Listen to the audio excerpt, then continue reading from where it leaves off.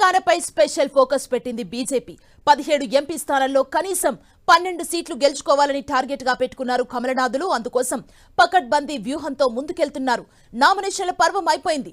ఇక బీజేపీ అగ్రనేతలు వరుస పెట్టి తెలంగాణలో పర్యటించనున్నారు.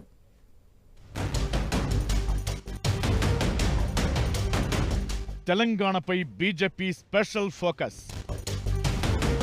12 సీట్లు గెలుచుకోవడమే లక్ష్యంగా వ్యూహాలు. అగ్రనేతల బహిరంగ సభలు, రోడ్ షోలు. లోక్సభ ఎన్నికల్లో 370 సీట్లు సాధించాలని లక్ష్యంగా పెట్టుకున్న బీజేపీ ఒక్కో రాష్ట్రంలో ఒక్కో వ్యూహం అమలు చేస్తోంది. తెలంగాణలో సింగిల్ గానే పోటీ చేస్తున్న కమలం పార్టీ 12 సీట్లు గెలుచుకోవాలని టార్గెట్ గా పెట్టుకుంది. అసెంబ్లీ ఎన్నికల్లో వచ్చిన 14% ఓటింగ్ కంటే ఎంపీ ఎన్నికల్లో ఇంకా పెరుగుతుందని భావిస్తున్నారు కమలనాథులు. గ్రేటర్ హైదరాబాద్ పరిధిలోని సికింద్రాబాద్, మల్కాజ్గిరి, చేవెళ్ల సెగ్మెంట్లపై బీజేపీ భారీ ఆశలే పెట్టుకుంది. మహబూబ్ నగర్, మెదక్, భువనగిరి, జహీరాబాద్, నిజామాబాద్, కరీంనగర్, ఆదిలాబాద్ సీట్లను గెలుచుకుంటామంటున్నారు బీజేపీ లీడర్లు. 14 సీట్లలో తమకు గెలుపు అవకాశాలు ఎక్కువగా ఉన్నాయని చెబుతున్నారు. అభ్యర్థుల ఎంపికలో అన్ని జాగ్రత్తలు తీసుకున్న బీజేపీ ఇప్పుడు ప్రచారంపై ఫోకస్ పెట్టింది. థర్డ్ ఫేజ్ ఎన్నికల ప్రచారం ముగియగానే తెలంగాణలో బీజేపీ అగ్రనేతల పర్యటనకు ప్లాన్ చేస్తున్నారు. ప్రధానమంత్రి నరేంద్ర మోదీ ఈ నెల 30న తెలంగాణకు వస్తున్నారు. మే 3, 4 తేదీల్లో మోదీ పర్యటించనున్నారు. ఈ నెల 30న జహీరాబాద్, మెదక్ ఎంపీ అభ్యర్థులకు మద్దతుగా ప్రచారం చేస్తారు మోదీ. ఆ తరువాత ఆందోళ్ నియోజకవర్గం సుల్తాన్పూర్లో బహిరంగ సభకు హాజరవుతారు. అదే రోజు సాయంత్రం హైదరాబాద్ లో ఐటీ ఎంప్లాయీస్, ఇంటలెక్చువల్స్ తో సమావేశమవుతారు.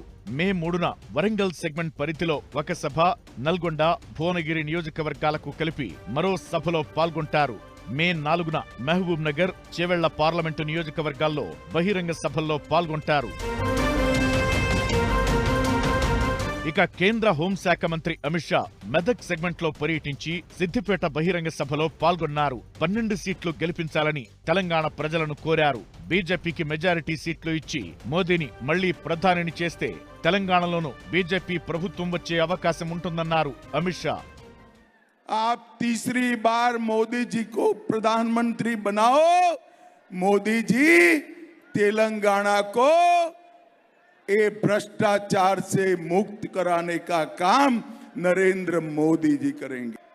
कांग्रेस पार्टी ने तेलंगाना को दिल्ली का एटीएम बनाकर रख दिया है.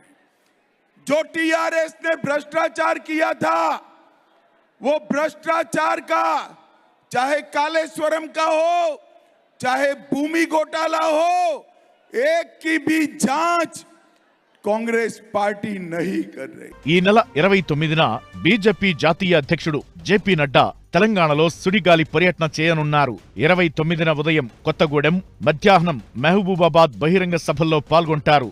అదే రోజు సాయంత్రం ఉప్పల్లో నిర్వహించే రోడ్ షోలో నడ్డా పాల్గొననున్నారు.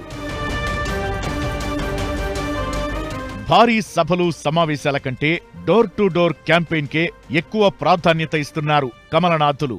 అన్ని పోలింగ్ బూత్లలో ఇంటింటికి వెళ్లి ప్రచారం చేయాలని పార్టీ అధిష్టానం నుంచి ఇప్పటికే అభ్యర్థులు, రాష్ట్ర నేతలకు ఆదేశాలు వచ్చాయి. అందుకు అనుగుణంగానే ప్రతి ఓటరును కలిసి మోదీ ప్రభుత్వ పథకాలను వివరిస్తున్నారు బీజేపీ నేతలు.